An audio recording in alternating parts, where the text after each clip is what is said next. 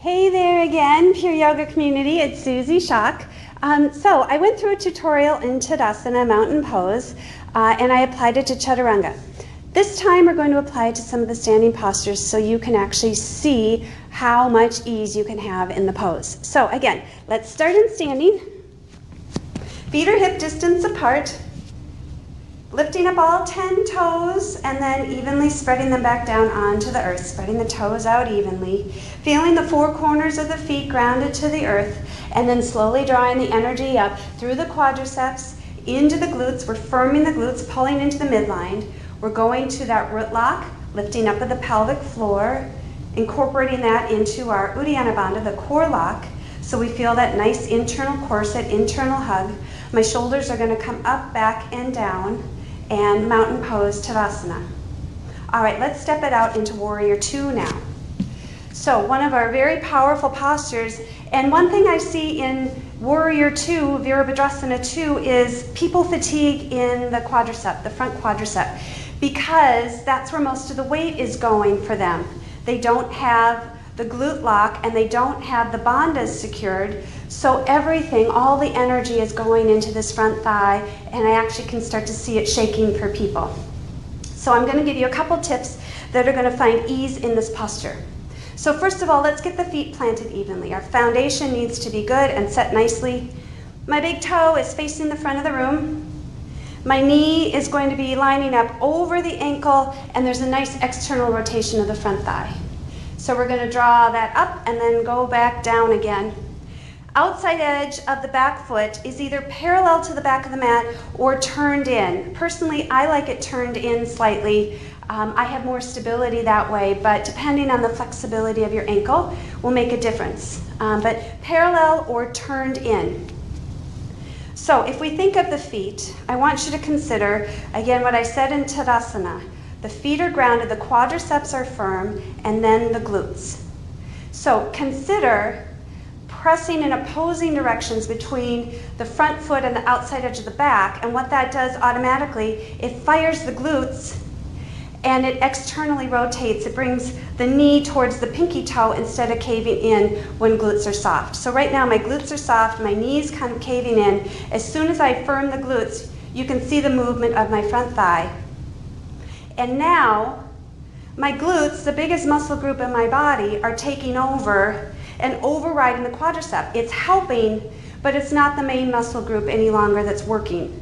So, outside edge of the back foot, pressing in that direction, front foot pressing in this direction, glutes are firing. Now let's go further into the pelvis and find that root lock. So pulling up of the pelvic floor, Mula Bandha. Notice how it's now adjusting the sway of my hips. As I pull that in, it lines up my torso right over my hips. And then I can draw in a nice core lock, a nice little corset. And again, I have so much movement with my upper body, and I've been standing here talking to you for a good minute, and my thigh feels fine. I don't feel fatigued, I don't feel wobbly or shaky. So I'm gonna lift up and then expand that out through the arms. Nice strong arms, shoulder blades down, palms facing down, and then a nice gaze over the front middle finger. Beautiful. Now let's straighten the leg, finding Trikonasana. So again, a nice strong pelvis and stable pelvis is going to give you movement of the upper body. So think of the feet, they're grounded in the exact same way. The leg is straight, and I'm pressing in opposing directions. And as I do that, again, my glutes are firing nicely. So I have a lot of strength in the posture, a lot of stability. I'm going to extend my arms out nice and wide, and rather than jutting the hip this way and just moving into a really deep stretch of the inner thigh, pelvis is strong, and I'm just going to tick-tock the arms. And that way you have, again, some play with how deep you'd like to go. I'm not locking out this front knee. I have a little micro bend in the knee. So quadricep hamstring is hugging the femur bone. Lots of stability there. So I can play, I can extend the arm, I can do more core work, I can take half binds, or I can take my traditional Trikonasana. Tearing the mat in half, drawing the energy into the pelvis, lifting up of the pelvic floor and the core. And now you've got a really great, beautiful Tadasana, Trikonasana. And it allows me again to explore my flexibility with safety, not drawing from the joints and my flexibility, but drawing from my strength. All right, so let's straighten up. Heels tick in, toes tick out. Star pose. So again, start to press in opposing directions. Thighs externally rotate as you sit down into goddess pose. Now, how do you apply Tadasana here? Tear the mat in half. Energy comes up through the quadriceps, and the glutes are firing now. So my glutes are feeling really good and very strong, and now I'm going to pull up of the pelvic floor, and then of the Uddiyana Bandha, the core lock.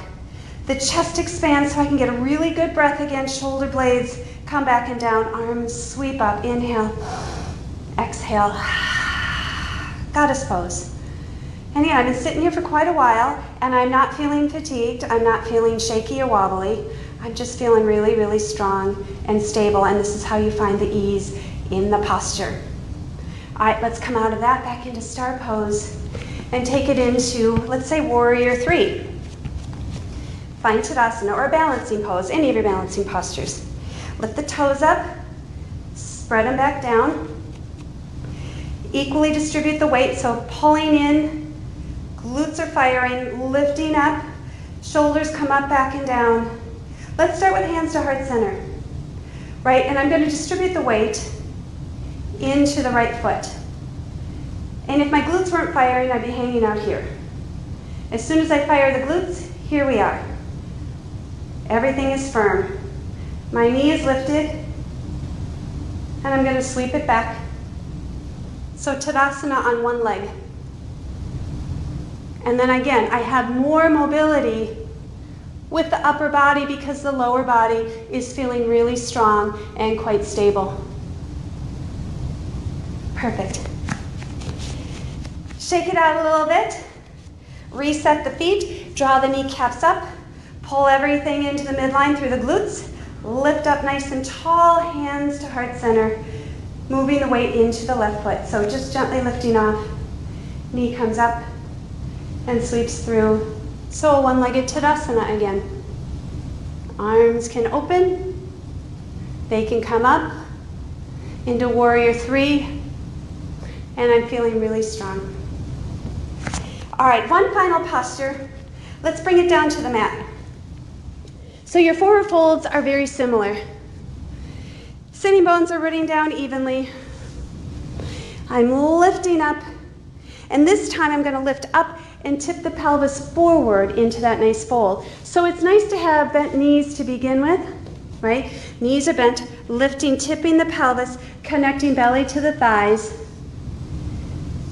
And this is a very safe forward fold.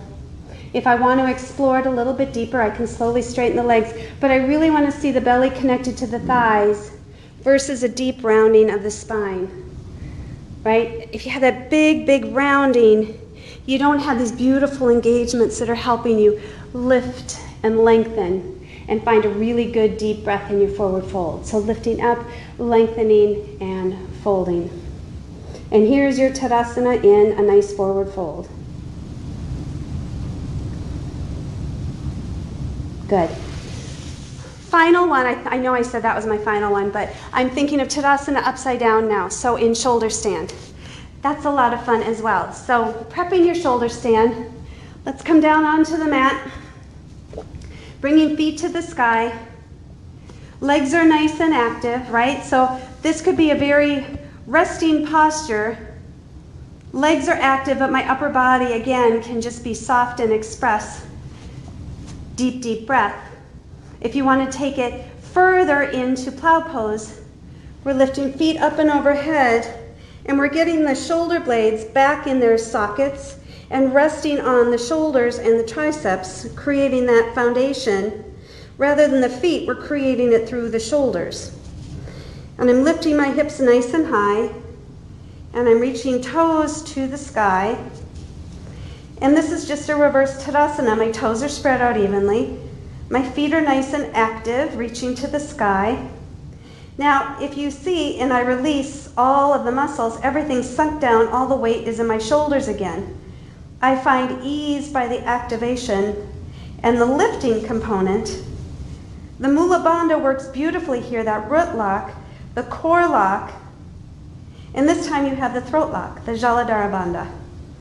All of these locks are engaged at the same time, and that's how I'm finding ease in my shoulder stand.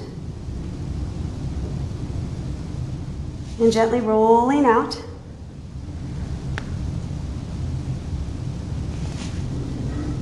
Rolling the spine back down to the mat, giving your knees a little hug.